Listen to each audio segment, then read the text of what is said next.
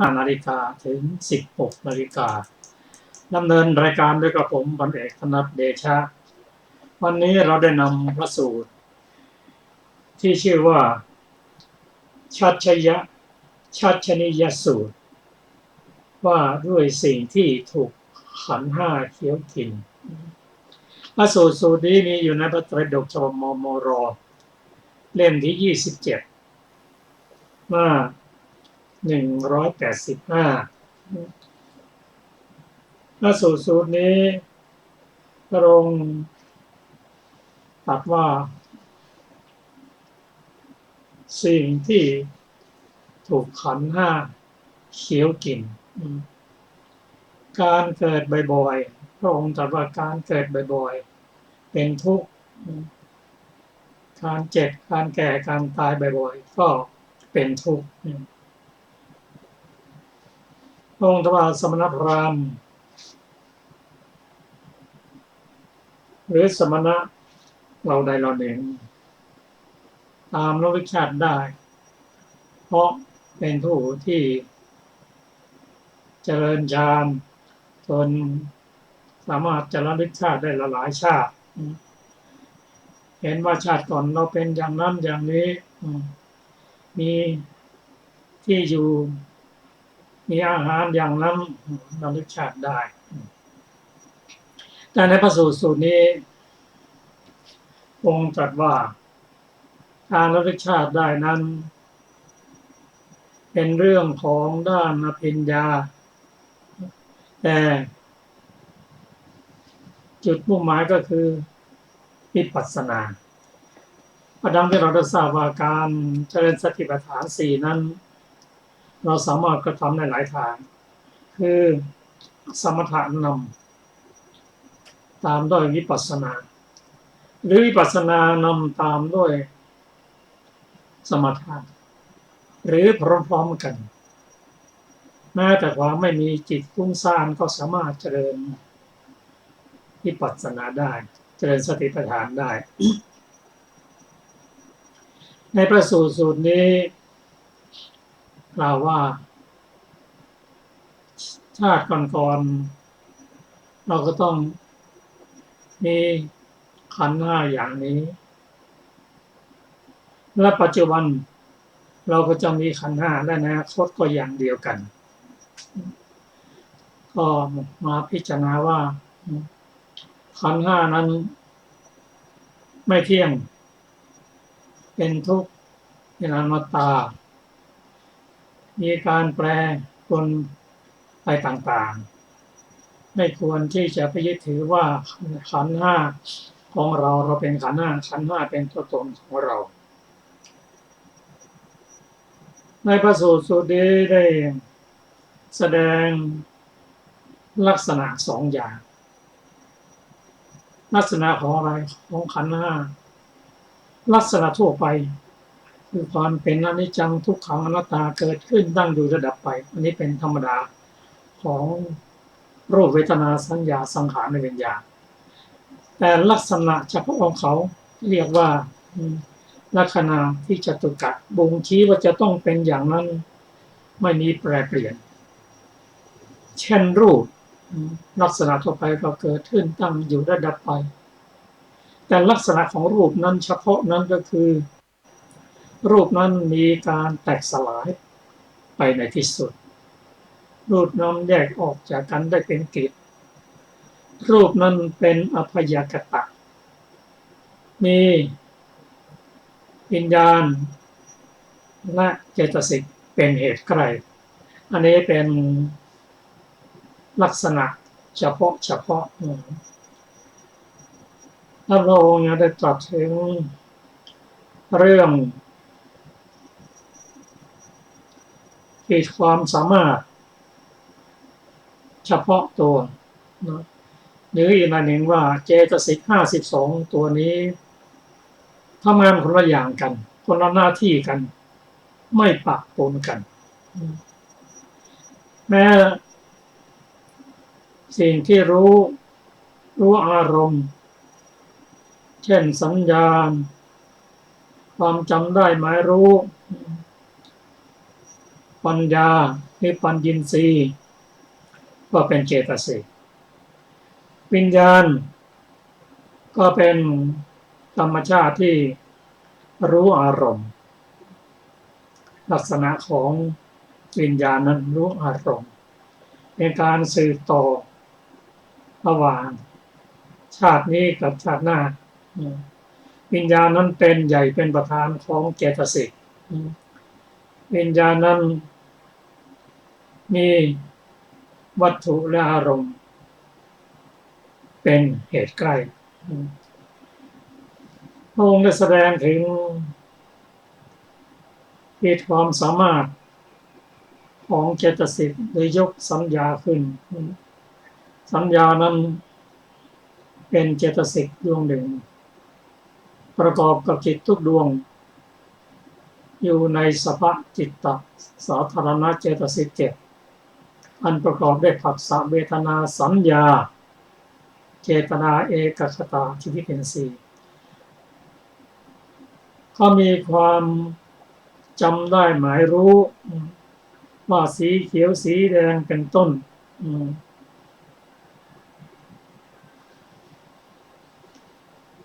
อันนี้ก็เป็นลักษณะของสัญญาจำได้หมายรู้สีต่างๆแต่ไม่มีความรู้เกินไปกว่าความเป็นอนิจจังทุกขังอนัตตาสัญญาเข้าไปไม่ถึงที่นี่มาถึงจิตซึ่งเป็นใหญ่เป็นประธานนั้นขีดความสามารถก็คือรู้อารมณ์วิญญาณนั้นรู้อารมณ์โดยเฉพาะรู้สีต่างๆที่ตัวสัญญารู้และยังรู้นอกเหนือไปกว่านั้นก็คือความเป็นอนิจจังทุกขังอนัตตาอันนี้เป็นขีดความสามารถของวิญญาณแต่ไม่สามารถที่จะมีความรู้ไปถึงการจะตัดกิเลสนี่ขอบเขตของวิญญาณส่วนปัญญานั้นเป็นเจตสิกที่เรียกว่าปัญญีสีนั้นมีความรู้แทงตลอดรู้แจ้งรู้ทั้งหมดรู้ทั้งสัญญารู้อย่างไรปัญญาก็รู้อย่างนั้นวิญญาณรู้อย่างไรปัญญาก็รู้อย่างนั้นและนอกจากนั้นปัญญายังสามารถมีขีดความสามารถรู้อารมณ์และสามารถที่จะตัดกิเลสได้อันนี้เป็นขีดความสามารถของสัญญาวิญญาณและปัญญาก็เป็นเรื่องของขีดความสามารถของเฉพาะแต่จริงๆแล้วทั้งหมดก็อยู่ในสามัญลักษณะ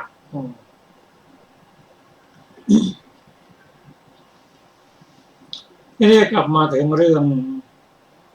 ถูกขันธ์ห้าเคี้ยวเคียนชาติที่ผ่านมาเราก็ถูกขันธ์ห้าเคี้ยวกินเพราะขันธ์ห้าจริงๆนั้นไม่เที่ยงเป็นทุกข์เป็นอนัตตามีทุกข์มากกว่าสุขแต่เราก็ถูกขันธ์ห้าเคี้ยวกินมาตลอดแม้ปัจจุบันเรากำลังถูกขันธ์ห้าเคี้ยวกินเหมือนกันในการที่เราจะแก้ปัญหานั้นโดยลักษณะด้วยข้อปฏิบัติแล้วก็ต้องเป็นปัจจุบันขณะเท่านั้นขันธ์ห้าผ่านไปก็ผ่านไปแล้วขันธ์ห้านั้นอนาคตก็มาไม่ถึงถ้าจะหยุดขันธ์ห้าไม่เคี้ยวกินก็น้อมนำพระธรรมสอนมาปฏิบัติในปัจจุบันนั่นคือเริ่มต้นการรักษาศีลเจริญจิตพร้อมด้วยสติเจริญปัญญาแล้วก็เข้าสู่การระดับชั้นสูงคือการเจริญวิปัสสนาและเจริญสติปัฏฐานสี่คือใช้ปัญญาพิจารณาชีวิตร่างกายหรือรูปกับนามนั้นว่าเขาคืออะไรเกิดได้อย่างไรดับอย่างไรคุณเขามี โทษก็มีต้องรู้จักคุณด้วยความเป็นคุณรู้จักโทษด้วยความเป็นโทษและหาทางสอดออกได้มากมีองค์แปดก็เนื้อหาสาระของพระสูตรนี้ยังมีอะไรมากมายที่ไม่สามารถจะกล่าวได้หมดแต่เราจะรู้เพิ่มเติมโดยพระองค์ยกอุปมาประมาณให้ฟังก็มาถึงคำขยายเรียกอัตถกถาซึ่งมีอยู่ในหน้าคือยกเรื่องพระองค์ยกเรื่องพระนิเถระก็ขอเชิญอาจารย์สุรภาได้นำเรื่องราวของพระนิเถระมาศึกษารวมกันเช่นครับ สวัสดีค่ะท่านผู้ฟังทุกท่านพระนิตเถระมีเรื่องเล่าว่าพระเถระออกบวชจากตระกูลคนเทดอกไม้ได้บรรลุพระอรหัตผลในเวลาปลงผมเสร็จนั่นเองแล้วคิดว่าเราเพิ่งบวชวันนี้เอง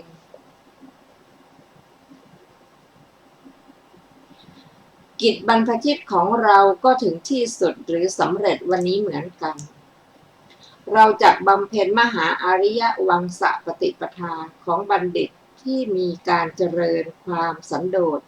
ในปัจจัยสี่เป็นที่มายินดีท่านเข้าไปในกรุงสาวัตถี ต้องการแสวงหาผ้าบางสกุลแล้วเที่ยวแสวงหาท่อนผ้าอยู่ขณะนั้นท้าวมหาพรหมองค์หนึ่งออกจากสมาบัติแล้วตรวจดูถิ่นมนุษย์อยู่เห็นพระเถระคิดว่าพระเถระเพิ่งบวชในวันนี้เองแล้วก็ได้บรรลุพระอรหัตผลในเวลาปลงผมเสร็จในวันนี้เช่นกันบัดนี้กำลังแสวงหาท่อนผ้าอยู่เพื่อบำเพ็ญมหาอริยวังสปฏิปทาดังนี้แล้วได้ยืนประคองอัญชลีนมัสการอยู่ต่อมาท้าวมหาพรหมอีกท่านหนึ่งเห็นท้าวมหาพรหมองค์แรกยืนประคองอัญชลีนมัสการอยู่อย่างนั้นจึงถามว่าท่านนมัสการใครนมัสการพระนิตเถระเพราะเหตุไรพระนิตเถระเพิ่งบวชวันนี้เองแล้วได้บรรลุพระอรหัตผลในเวลาปลงผมเสร็จในวันนี้เช่นกันบัดนี้กำลังแสวงหาท่อนผ้าอยู่เพื่อบำเพ็ญมหาอริยวังสปฏิปทาท้าวมหาพรหมแม้นั้นก็ได้ยืนนมัสการพระเถระนั้นเช่นกันขณะนั้นท้าวมหาพรหมอื่นๆก็ทยอยกันมารวมเป็นท้าวมหาพรหม700ได้ยืนนมัสการพระนิตเถระด้วยเหตุนั้นพระโบราณอาจารย์จึงกล่าวบทประพันธ์เป็นคาถาไว้ว่าเทวดาเหล่านั้นจำนวนมากถึง700ออกจากพรหมวิมานมีจิตเลื่อมใสนมัสการพระนิตเถระอยู่พระเถระเป็นพระขีณาสพรับผ้าบางสกุลเป็นพระขีณาสพทำผ้าบางสกุลในพระสูตรนี้พระผู้มีพระภาคเจ้าทรงยึดยอดพระอรหันต์โดยทรงขยายเทศนาออกไปด้วยภพทั้งสามด้วยประการฉนี้เวลาจบเทศนาภิกษุ500รูปได้สำเร็จเป็นพระอรหันต์จบอรรถกถาทัตยนิยสูตรมาจากพระสูตรสุดนี้เราจะเห็นว่าภิกษุ500ได้ฟังพระธรรมเทศนาจากพระพุทธเจ้าทั้งที่เรียนให้ท่านทราบว่าองค์แสดงว่า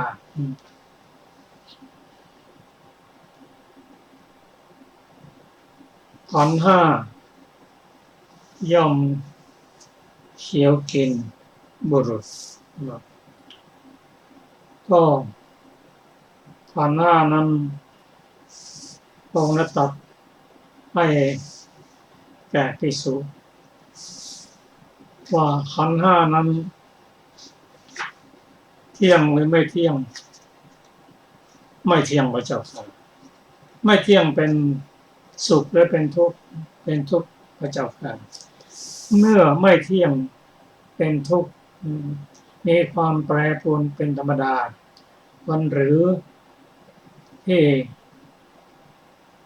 จะน้อมมาเป็นของตนยึดถือว่าเป็นของตนซึ่งภิกษุเหล่านั้นกราบทูลว่าไม่อย่างนั้นพระเจ้าค่ะภิกษุทั้ง500นั้นเป็นผู้ที่ได้สั่งสมปัญญามาในอดีตเป็นผู้ที่มีบุญมีบารมีสามารถที่จะเข้าเฝ้าพระพุทธเจ้าเห็นพระพุทธเจ้าด้วยตาเนื้อฟังธรรมแล้วก็เกิดตาปัญญาบรรลุพระอรหันต์ซึ่งในพระสูตรนี้ได้ตรัสถึงเรื่องพระ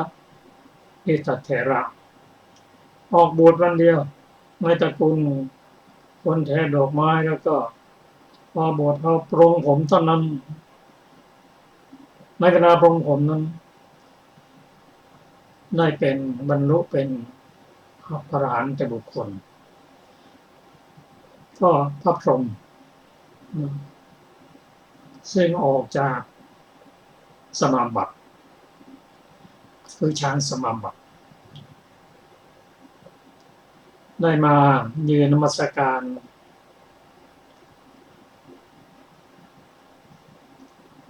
พระนิตัตเถระซึ่งบวชในวันนี้เองแล้วก็บรรลุพระอรหันต์ในขณะที่ปรงผมพระมหาพรหมนั้นยืนนมัสการพระเถระนั้นต่อมาพรหมอื่นก็ทยอยรวมกันมาเป็นพรหมทั้งหมด700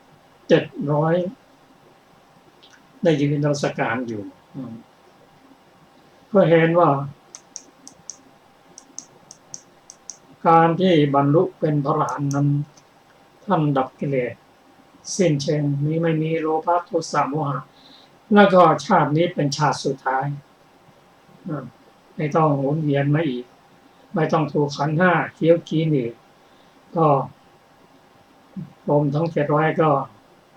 ยืนนมัสการมีจิตเลื่อมใสในพระองค์แสดงในพระสูตรนี้ทรงยึดยอดพระอรหันต์คือพระกินสกที่เพิ่งเรียนได้ทราบนั้นพระองค์แสดงความจบแล้วก็ภิกษุ500 รูปนั้นได้สำเร็จเป็นพระอรหันต์ก็จะเห็นว่าพระสูตรนี้ในทุกสูตรโดยเฉพาะฉบับมมร.เล่มที่27นั้นเป็นธรรมะที่สุขุมลุ่มลึกมาสำหรับผู้ที่ภิกษุที่สั่งสมบุญบารมีมาครับเราฟังสูตรนี้บางส่วนเราสามารถจะน้อมนำมาปฏิบัติได้ตามสมควรแก่ปัญญาอย่างน้อยที่สุดเราก็เรียกว่าทุกวันนี้เราเกิดบ่อยๆเหมือนถูกขันธ์ห้าเคี้ยวกินมีสุขนิดหน่อยมีทุกข์มากมายเรานึกว่า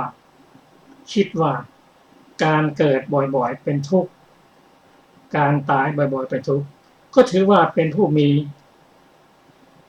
จิตที่ถูกตรงกับคำสอนครับเราจะศึกษาพระสูตรต่อไปขอเชิญอาจารย์สรภาเดชะพระสูตรต่อไปคือปิณโทรยสูตร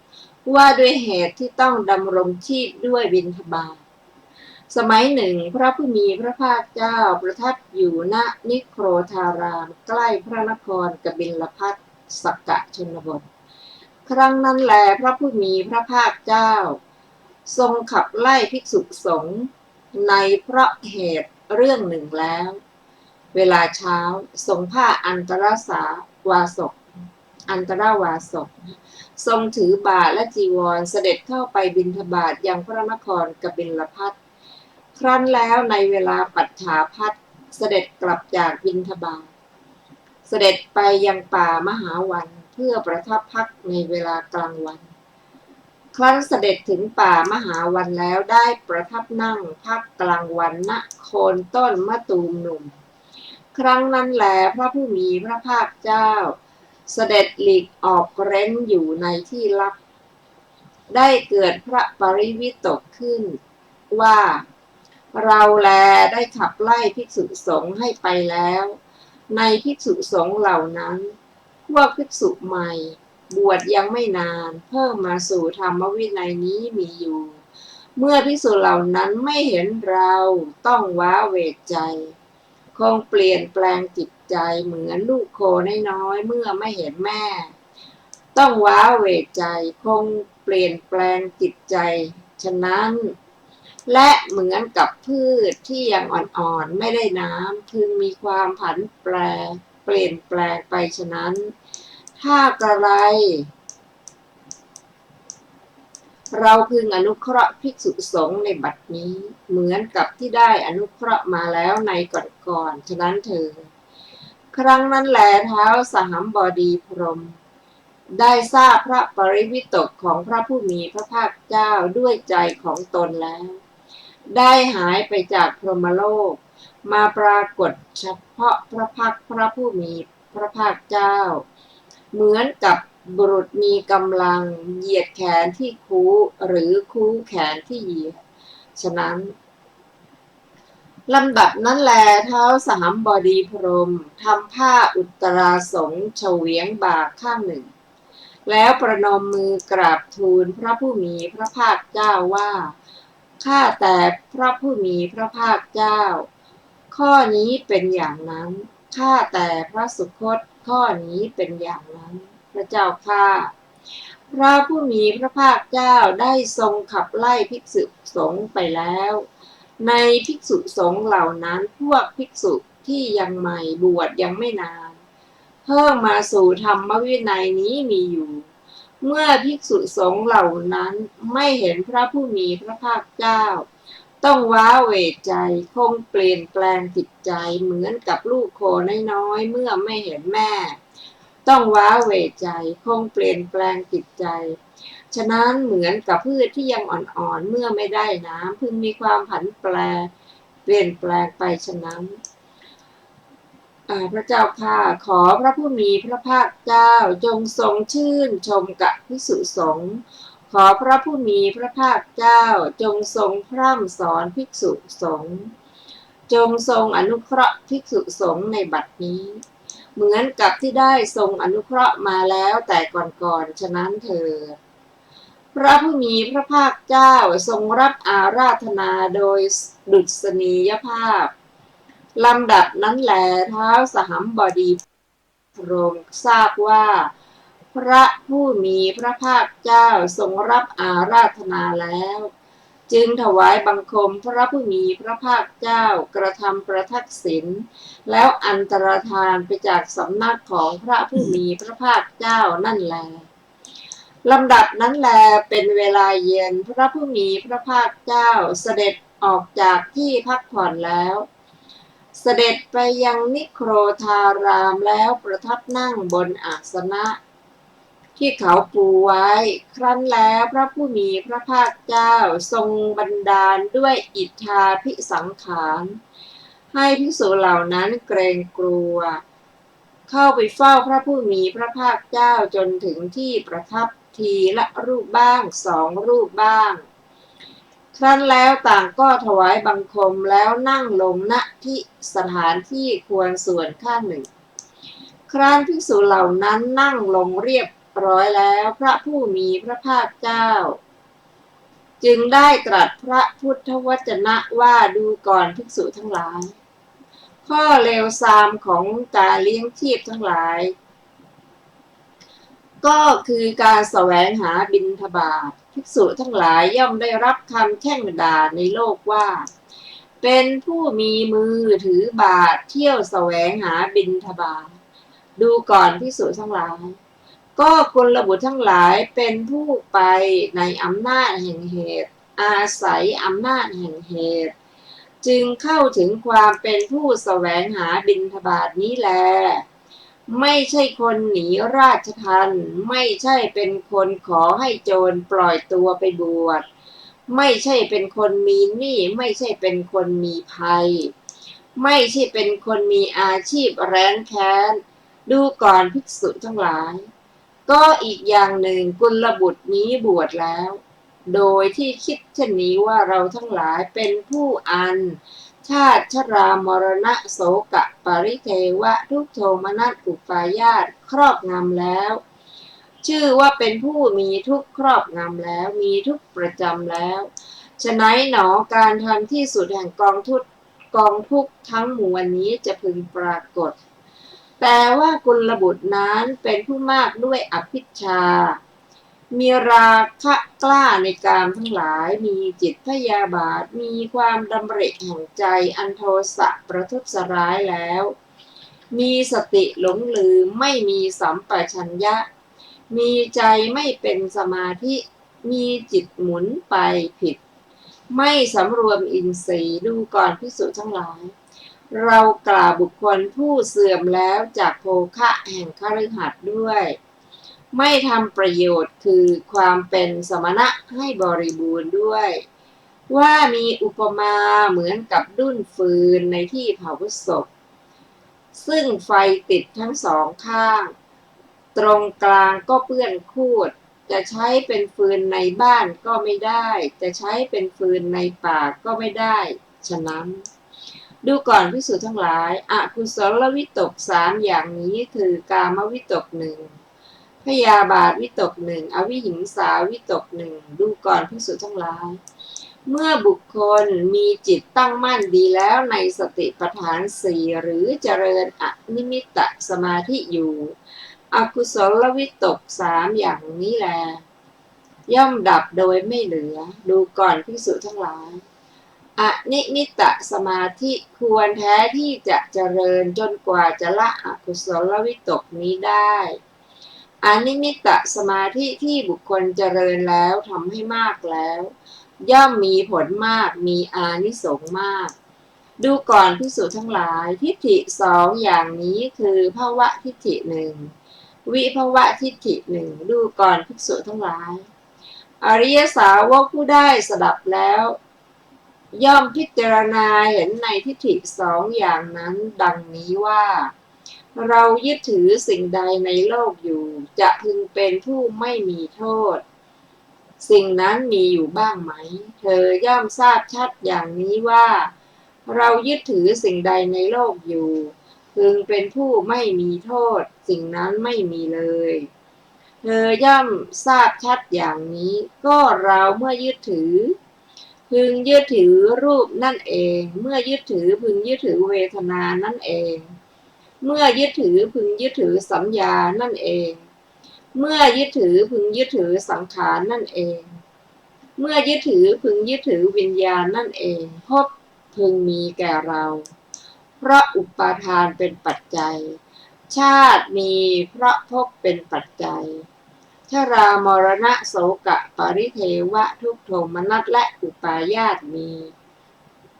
พระชาติเป็นปัจจัยความเกิดขึ้นแห่งกองทุกข์ทั้งมวลนี้พึงมีได้ด้วยประการอย่างนี้ดูก่อนภิกษุทั้งหลายเธอทั้งหลายจะสำคัญความข้อนั้นเป็นไฉนรูปเวทนาสัญญาสังขารวิญญาณเที่ยงหรือไม่เที่ยงภิกษุทั้งหลายกราบทูลว่าไม่เที่ยงพระเจ้าข้าภิกษุพระผู้มีพระภาคเจ้าก็สิ่งใดเป็นทุกข์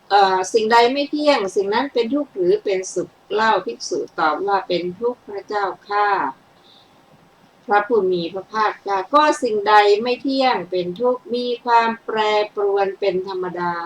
ควรหรือหนอที่จะตามเห็นสิ่งนั้นว่านั่นของเราเราเป็นนั่นเป็นอัตตาของเราภิกษุไม่ควรเห็นอย่างนั้นพระเจ้าข้าพระผู้มีพระภาคเจ้าเพราะฉะนั้นแหละภิกษุทั้งหลายอริยสาวกผู้ได้สดับแล้วเห็นอยู่อย่างนี้กิจอื่นเพื่อความเป็นอย่างนี้มิได้มีจบ ปิณโทระยะสูตรที่8อัตถกถาปิณโทระยะสูตรที่8มีดังต่อไปนี้บทว่ากิสมินจิเทวะปักกระเนได้แก่ในเพราะเหตุบางอย่างนั่นเองบทว่าปันนาเมตวาแปลว่าไล่ออกไปถามว่าพระผู้มีพระภาคเจ้าทรงขับไล่ภิกษุเหล่านี้ไปในเพราะเหตุไรตอบว่าความจริงมีอยู่ว่าภายในพรรษาหนึ่งพระผู้มีพระภาคเจ้าประทับจำพรรษาอยู่ในเมืองสาวัตถีออกพรรษาปวารณาแล้วแวดล้อมด้วยภิกษุสงฆ์หมู่ใหญ่เสด็จออกจากเมืองสาวัตถีเที่ยวจาริกไปในชนบทเสด็จถึงเมืองกบิลพัสแล้วเสด็จเข้าไปยังนิโครธาราม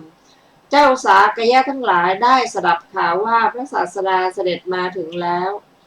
หลังเสวยพระกริยาหารเสร็จทรงรับสั่งให้ราชบุรุษทั้งหลายหาเนยใสน้ำมันน้ำผึ้งและน้ำอ้อยเป็นต้นและน้ำปานะที่เป็นกัปปิยะหลายร้อยหาบเสด็จไปสู่วิหารมอบถวายพระองค์พระสงฆ์ถวายบังคมพระศาสดาแล้วประทับนั่งทำปฏิสันถานกับพระศาสดาหน้าที่สมควรส่วนข้างหนึ่งฝ่ายพระศาสดาประทับนั่งตรัสธรรมกถาอันไพเราะถวายเจ้าสากยะเหล่านั้นขณะนั้นภิกษุบางพวกกำลังเช็ดถูเสนาสนะบางพวกกำลังจัดตั้งเตียงและตั่งเป็นต้นส่วนสามเณรทั้งหลายกำลังถากหญ้าในสถานที่แจกสิ่งของภิกษุที่มาถึงแล้วก็มีภิกษุที่ยังมาไม่ถึงก็มีภิกษุที่มาถึงแล้วจะรับลาภแทนภิกษุที่ยังมาไม่ถึงก็พูดเสียงดังขึ้นว่าจงให้แก่พวกข้าพเจ้าจงให้แก่อาจารย์ของพวกข้าพเจ้าจงให้แก่อุปัชฌาย์ของพวกข้าพเจ้าพระศาสดาทรงสดับแล้วได้ตรัสถามว่าพระอานนท์เถระว่าอานนท์ก็พวกที่ส่งเสียงดังเอ็ดอึงนั้นเป็นใครคล้ายจะเป็นชาวประมงแย่งปลากันพระเถระกราบทูลให้ทรงทราบเนื้อความนั้นพระศาสดาทรงสดับแล้วตรัสว่าอานนท์ภิกษุทั้งหลายส่งเสียงดังเพราะอามิตรเป็นเหตุพระเถระกราบทูลว่าใช่พระเจ้าข้าพระศาสดาตรัสว่าอานนท์ไม่สมควรเลยไม่เหมาะสมเลยเพราะเราตถาคตบำเพ็ญบารมีมาตั้ง4อสงไขยกำไรแสนกับพระจีวรเป็นต้นเป็นเหตุก็หาไม่ได้ทั้งภิกษุเหล่านี้ออกจากเรือนบวชเป็นอนาคาริกพระจีวรเป็นเหตุเป็นต้นเป็นเหตุก็หาไม่ได้พวกเธอบวชเพราะความเป็นพระอรหันต์เป็นเหตุแต่กลับมาทำสิ่งที่ไม่มีประโยชน์ให้เป็นเหมือนกับสิ่งที่มีประโยชน์ทำสิ่งที่ไม่มีสาระให้เป็นเหมือนสิ่งมีสาระไปเถิดอานนท์จงไปขับไล่ภิกษุเหล่านั้นให้ออกไปบทว่าปุพพันหะสัมมยังคือในเวลาเช้าในวันรุ่งขึ้นบทว่าเวรุวรัตถิกายะมูเลคือที่โคนต้นมะตูมอ่อนบทว่าปพานโหแปลว่าภิกษุสงฆ์อันเราขับไล่แล้วปาฐะว่าปพาโลก็มีความหมายก็เท่ากับปพาหิโตหรือขับไล่แล้วทั้งสองบทย่อมแสดงถึงภาวะที่ถูกนำหรือขับไล่ออกแล้วนั่นแหละบทว่าสิยาอัญญทัตตังความว่าพึงมีความเลื่อมใสเป็นอย่างอื่นหรือพึงมีภาระเป็นอย่างอื่นถามว่าพึงมีอย่างไรตอบว่าก็เมื่อภิกษุลดความเลื่อมใสในพระผู้มีพระภาคเจ้าลงด้วยคิดว่าพระสัมมาสัมพุทธเจ้าทรงขับไล่พวกเรา ในเพราะเหตุเล็กน้อยชื่อว่ามีความเลื่อมใสเป็นอย่างอื่นเมื่อพวกเธอหลีกไปเข้ารีดเดียรถีพร้อมทั้งเพศทีเดียวชื่อว่ามีเพศเป็นอย่างอื่นส่วนการที่กุลบุตรผู้บวชแล้วทั้งหลายมั่นใจว่าพวกเราจักสามารถกำหนดหรือทราบพระอัธยาศัยของพระศาสดาให้ได้แล้วไม่สามารถกำหนดทราบได้จึงคิดว่าเราจะบวชไปทำไมและบอกลาสิกขาหวนกลับมาเป็นคนเลวหรือสึกพึงทราบว่าความเปลี่ยนแปลงในคำว่าสิยาวิปรินาโมนี้บทว่าวัชชัสสะได้แก่ลูกวัวที่ยังดื่มนมบทว่าอัญญถักตังอัญญถักตังได้แก่ความเป็นอย่างอื่นคือความซบเซาอธิบายว่าลูกวัวที่ยังดื่มนมเมื่อไม่ได้ดื่มน้ำนมหาแม่ไม่เจอย่อมซบเซาสะทกสะท้านหวั่นไหวบทว่าวิปรินาโมได้แก่ความตายอธิบายว่าลูกวัวนั้นเมื่อไม่ได้น้ำนมก็จะสู้ผอมลงเพราะความรักกระหายไม่ช้าก็จะล้มลงขาดใจตาย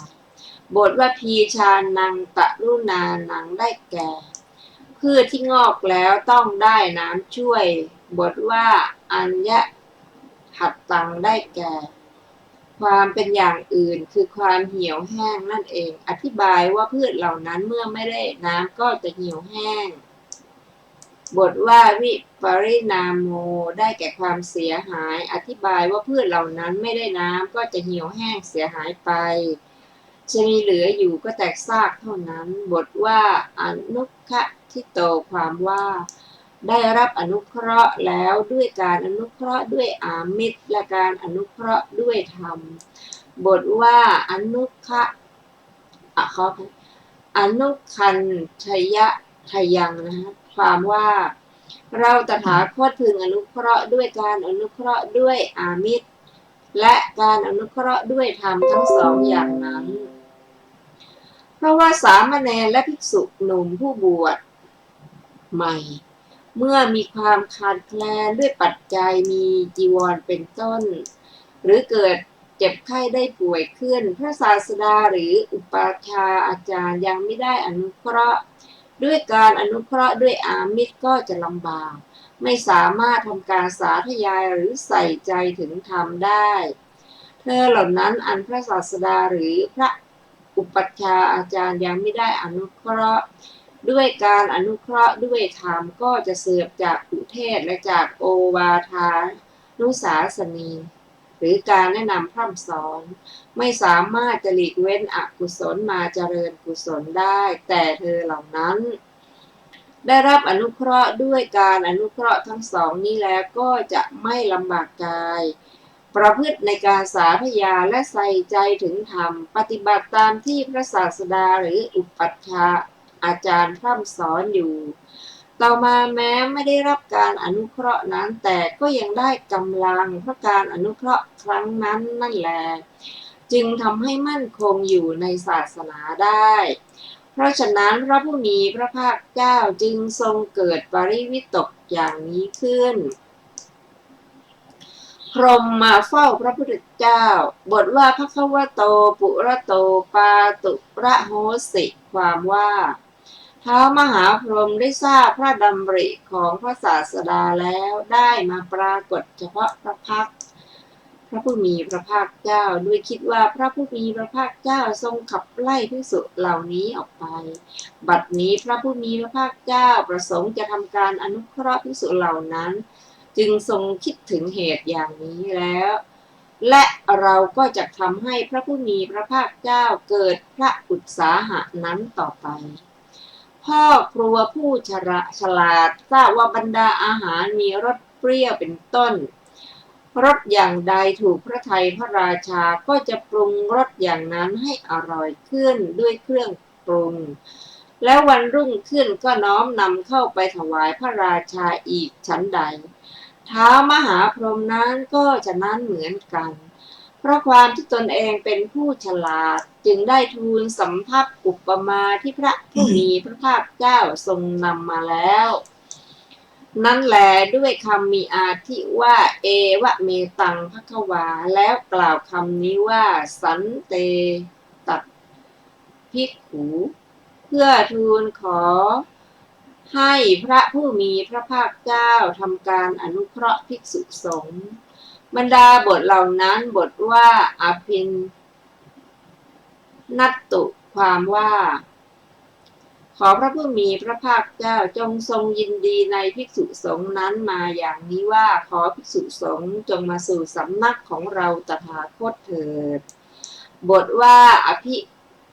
วัทตุความว่าขอพระผู้มีพระภาคเจ้าจงตรัสสอนประทานโอวาทานุสาสนีแก่ภิกษุสงฆ์ผู้มาถึงแล้วเถิดพระพุทธเจ้าทรงแสดงฤทธิ์บทว่าปฏิสันลานาได้แก่จากความเป็นผู้เดียวบทว่าอิทธาภิสังขารังอภิสังขาเรสิได้แก่พระผู้มีพระภาคเจ้าได้ทรงทำฤทธิ์บทว่าเอกทวีลาได้แก่ภิกษุมาทีละรูปบ้างทีละ2 รูปบ้างบทว่าสารัชชะมานะรูปาได้แก่กลัวเพราะมีความเกรงเป็นประมาณถามว่าก็เพราะเหตุไรพระผู้มีพระภาคเจ้าจึงได้ทรงแสดงฤทธิ์ให้ภิกษุเหล่านั้นเข้าไปเฝ้า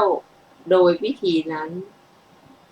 ตอบว่าพระทรงปรารถนาประโยชน์เกื้อกูลอธิบายว่าพระผู้มีพระภาคเจ้า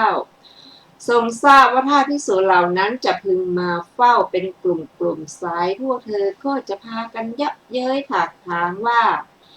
พระผู้มีพระภาคเจ้าทรงขับไล่ภิกษุแล้วเสด็จเข้าสู่ป่าแต่ก็ไม่สามารถจะประทับอยู่ในป่านั้นให้ครบวันได้จึงเสด็จกลับมาหาภิกษุอีกเหมือนเดิมครานั้นพวกเธอจะไม่พึงตั้งความเคารพในพระพุทธเจ้าและจะไม่พึงสามารถรับพระธรรมเทศนาได้แต่เมื่อภิกษุเหล่านั้นมีความกลัวหวาดหวั่นมาเฝ้าทีละรูป2 รูปธรรมที่ทำให้เป็นพระพุทธเจ้าก็จักปรากฏชัดและพวกเธอก็จักสามารถรับพระธรรมเทศนาได้ดังนี้แล้วจึงได้ทรงแสดงฤทธิ์แบบนั้นเพราะทรงปรารถนาประโยชน์เกื้อกูลแก่ภิกษุเหล่านั้นบทว่านิสีทิงสุความว่าเพราะเมื่อภิกษุเหล่านั้นกลัวมาเฝ้าพระพุทธเจ้าภิกษุแต่ละรูปก็จะคิดว่าพระศาสดาทรงจ้องมองดูเราเท่านั้น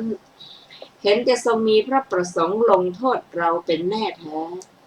ดังนี้แล้วค่อยๆมาถวายบังคมนั่งลงครานั้นภิกษุรูปอื่นๆก็จะเป็นทำนองเดียวกันภิกษุ500 รูปพากันมานั่งด้วยอาการอย่างนี้แลฝ่ายพระศาสดาทอดพระเนตรเห็นภิกษุนั้นนั่งอยู่อย่างนั้นไม่ไหวกายคล้ายกระแสน้ำในมหาสมุทรไหลไปสงบนิ่งอยู่ในทะเลสีทันดรและเหมือนเปลวประทีปสงบนิ่งอยู่ในที่สงัดลมฉะนั้นจึงทรงดำริว่าธรรมเทศนาแบบไหนจึงจะเหมาะแก่ภิกษุเหล่านี้ลำดับนั้นพระองค์จึงทรงมีพระดำริดังนี้ว่าภิกษุเหล่านี้เราขับไล่เพราะอาหารเป็นเหตุธรรมเทศนาเรื่องคำข้าวที่ทำเป็นก้อนเท่านั้นเป็นสัปปายะแก่ภิกษุเหล่านั้นเราแสดงธรรมเทศนาแล้วจักแสดงเทศนามีปริวัติ3 หรือ 3 รอบในตอนท้ายเวลาจบเทศนาภิกษุทั้งหมดก็จักบรรลุอรหัตผลครั้นแล้วเมื่อจะทรงแสดงธรรมเทศนานั้นแก่ภิกษุเหล่านั้นจึงตรัสคำว่าอันตะนิทังภิกขเวดังนี้เป็นต้นบรรดาบทเหล่านั้นบทว่าอันตังได้แก่ต่ำช้าคือเลวทรามบทว่ายะที่ทางปินโทและยังความว่าเป็น ความเป็นอยู่ของบุคคลผู้เลี้ยงชีวิตด้วยการแสวงหาก้อนข้าวนั้นใดความหมายของคำว่าปินโทระยะก็ในบทว่าปินโทอย่างปินโทระยังนี้มีความหมายเฉพาะบทดังนี้ภิกษุชื่อว่าปินโทละเพราะหมายความว่าเที่ยวแสวงหาก้อนข้าวการทำงานของภิกษุผู้เที่ยวแสวงหาก้อนข้าวชื่อว่าปินโทระยะอธิบายว่าความเป็นอยู่ที่ให้สำเร็จด้วยการแสวงหาก้อนข้าวบทว่าอภิสาโปแปลว่าท่านด่าอธิบายว่าผู้คนทั้งหลายโกรธแล้วย่อมด่าว่าท่านห่มจีวรที่ไม่เข้ากับตัวแล้วถือกระเบื้องเที่ยวแสวงหาก้อนข้าวก็หรือว่าย่อมด่าแม้อย่างนี้ทีเดียวว่าท่านไม่มีอะไรจะทำหรือท่านขณะมีกำลังวังชาสมบูรณ์ด้วยวิริยะเห็นปานนี้ยังละทิ้งหิริโอตตัปปะถือบาทเที่ยวแสวงหาคำข้าวไม่ต่างอะไรกับคนกำพร้าบทว่าตันจะโขเอตังความว่าการเที่ยวแสวงหาก้อนข้าวทั้งที่ถูกแช่งด่านั้นบทว่ากุลปุตตาอุเปนติอัฏฐวสิกาอัฏฐวสังปฏิจจความว่ากุลบุตรโดยชาติและกุลบุตรโดยอาจาระในศาสนาของเราเป็นผู้อยู่ในอำนาจแห่งผลอยู่ในอำนาจแห่งเหตุคืออาศัยอำนาจแห่งผลอำนาจแห่งเหตุจึงประกอบการเที่ยวแสวงหาคำข้าวอธิบายศัพท์ราชาพินีตะเป็นต้นในบทว่าราชาพินีตาเป็นต้นพึงทราบอธิบายดังต่อไปนี้กุลบุตรเหล่าใดกินของพระราชาแล้วถูกจองจำในเรือนจำหลวงต่อมาหนีได้จึงไปบวชกุลบุตรเหล่านั้นชื่อว่าราชาพินีตะก็กุลบุตรเหล่านั้นชื่อว่าราชาพินีตะเพราะถูกนำไปเครื่องจองจำของพระราชาส่วนกุลบุตรเหล่าใดถูกโจรจับได้ในป่าทึบเมื่อบางพวกถูกโจรนำไปบางพวกก็พูดว่านายเราทั้งหลายอันพวกท่านปล่อยแล้วก็จักไม่อยู่ครองเรือนหรอกแต่จักบวชในการบวชนั้นเราจักให้ส่วนบุญแก่พวกท่านจากบุญมีการบูชาพระพุทธเจ้าเป็นต้นที่พวกเราจักทำกุลบุตรเหล่านั้นอันโจรเหล่านั้นปล่อยแล้วจึงไปบวชกุลบุตรเหล่านั้นจึงได้ชื่อว่าโจราภินีตะก็กุลบุตรเหล่านั้นชื่อว่าโจราภินีตะเพราะหมายความว่าถูกพวกโจรนำไปให้ถูกฆ่าตายส่วนกุลบุตรเหล่าใดติดหนี้แล้วไม่สามารถใช้คืนให้ได้จึงหนีไปบวชกุลบุตรเหล่านั้นชื่อว่าอินัตตะติดหนี้หมายความว่าถูกหนี้บีบคั้นบาลีเป็นอินัตถาก็มีความหมายว่าตั้งอยู่ในหนี้หรือติดหนี้กุลบุตรเหล่าใดถูกราชภัยโจรภัยชาตกภัยและโรคภัยอย่างใดอย่างหนึ่งครอบงำประทุษร้ายและบวชกุลบุตรเหล่านั้นชื่อว่าพยัตตะหรือลี้ภัยอธิบายว่าถูกภัยเบียดเบียนบาลีเป็นพยัตถาก็มีความหมายก็หมายความว่าตั้งอยู่ในภัยบทว่าอาชีวิตาปกตาได้แก่กุลบุตรผู้ถูกการเลี้ยงชีพประทุษร้ายคือครอบงำอธิบายว่าไม่สามารถเลี้ยงบุตรและภรรยาได้บทว่าโอตินนาได้แก่แทรกซ้อนอยู่ภายใน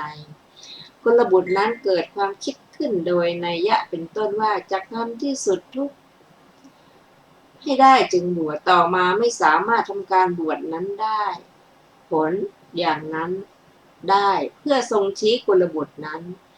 พระผู้มีพระภาคเจ้าจึงตรัสคำว่าโสจะโหติอภิชฌาลุบรรดาบทเหล่านั้นบทว่าอภิชฌาลุได้แก่เป็นผู้มีปกติเพ่งเฉพาะหรืออยากได้สิ่งของผู้อื่นมาเป็นของตนบทว่า ติภสาราโคได้แก่มีราคะหนาแน่นบทว่าพยาปันนจิตโตได้แก่มีจิตวิบัติเพราะเป็นจิตเสียบทว่าปทุฏฐมนสังกะโปได้แก่มีจิตดุร้ายเหมือนโคเขาคมบทว่ามุตถัดสติได้แก่ล้มลืมสติคือระลึกไม่ได้ว่าสิ่งที่ตนทำแล้วในที่นี้ย่อมหายไปในที่นี้เหมือนกาวางก้อนข้าวแล้วก็ลืมฉะนั้นบทว่าอสัมปชาโนได้แก่ไม่มีปัญญาคือเว้นจากการกำหนดขันธ์เป็นต้นบทว่าอาสมาหิโตได้แก่ไม่มั่นคงเพราะไม่มีอุปจารสมาธิและอัปปนาสมาธิเหมือนเรือที่ผูกไว้แล้วก็ยังโคลงเพราะกระแสน้ำเที่ยวฉะนั้นท่านผู้ฟังที่เคารพจากพระสูตรนี้ที่ชื่อว่าปิณโทรยสูตรนั้นใจความนั้น พระพุทธเจ้าองค์ประทับอยู่แห่งหนึ่งได้ยินเสียงภิกษุแย่งสิ่งของที่ได้รับมาบางคนนะครับบอกบางรูปก็กล่าวว่าขอให้ผมหน่อยจะให้อุปชายะให้เพื่อนอย่างนี้เป็นต้นก็เสียงดังอื้ออึงซึ่งพระพุทธเจ้าได้ตรัสกับพระอานนท์ว่าเสียงอะไรอื้ออึงคล้ายกับคนกับชาวประมงแย่งปลากันเมื่อได้ทราบแล้วพระองค์ตรัสว่าพระองค์ได้เป็นพระสัมมาสัมพุทธเจ้าเมื่อราบสักการะร่างครูมาอย่างนี้แต่ความจริงพระองค์ได้สละทุกสิ่งทุกอย่างบวชเพื่อความพ้นทุกข์ไม่ได้บวชเพื่อประสงค์ที่จะได้อาหารที่อยู่เสนาสนะและที่ฐานปัจจัยอย่างใดอย่างหนึ่งแต่ภิกษุนี้ออกจากเรือนบวชแล้วก็ทำสิ่งที่ไม่สมควรองค์จึงขับไล่ไปแต่ด้วยพระมหากรุณาธิคุณองค์ได้มีความเมตตาต่อภิกษุทั้ง500นั้นจริงๆแล้วภิกษุเหล่านั้นเป็นผู้ที่จะเป็นพระอรหันต์ในชาตินี้ทั้ง500นั้นด้วยมหากรุณาธิคุณภิกษุ500นั้นกลับมาได้ฟังธรรมจากพระองค์ก็ทั้งหมดก็ได้เป็นพระอรหันตบุคคลอันนี้ก็เป็นเรื่องหนึ่งว่าการเข้ามาบวชในพุทธศาสนานั้นลาภสักการะที่ไหลมาเทมาก็เป็นเพราะพระสัมมาสัมพุทธเจ้าและการลาภสักการะนั้นก็ยังมาถึ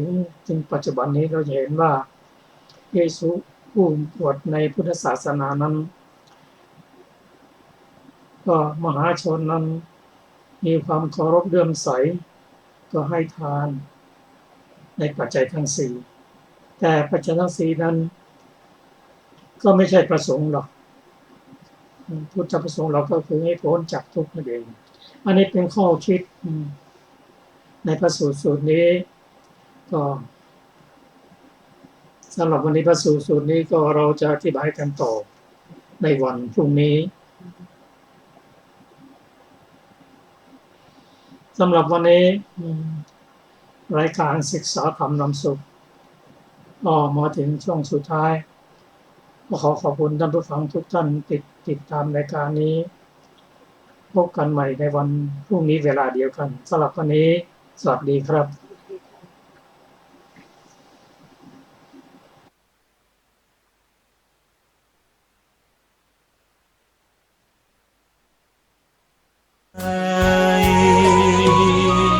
เห็นพระประธานเหนือแท่นธรรมรง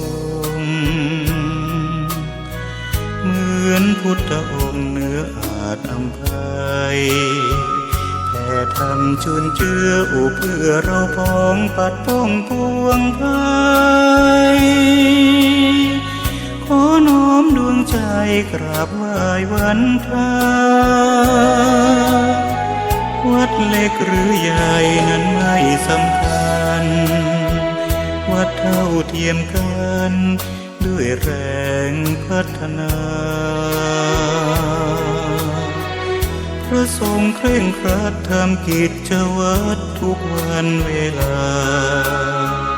มีจิตเมตตาต่อชาวสังคมระฆังกังวานขานเร่งศรัทธาคิดพัฒนาวัดให้เหมาะสมดื่มด่ำธรรมะขจัดตัณหาอย่าติดอารมณ์ขอเชิญชื่นชมสู่ร่มอาราม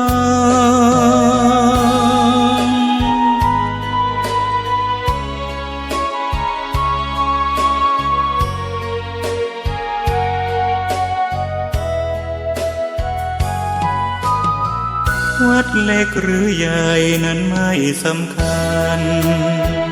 วัดเท่าเทียมกันด้วยแรงพัฒนาพระทรงเคร่งครัดทำกิจวัตรทุกวันเวลามีจิตเมตตาต่อชาวสังคมระฆังกังวานขานเร่งศรัทธาคิดพัฒนาวัดให้เหมาะสม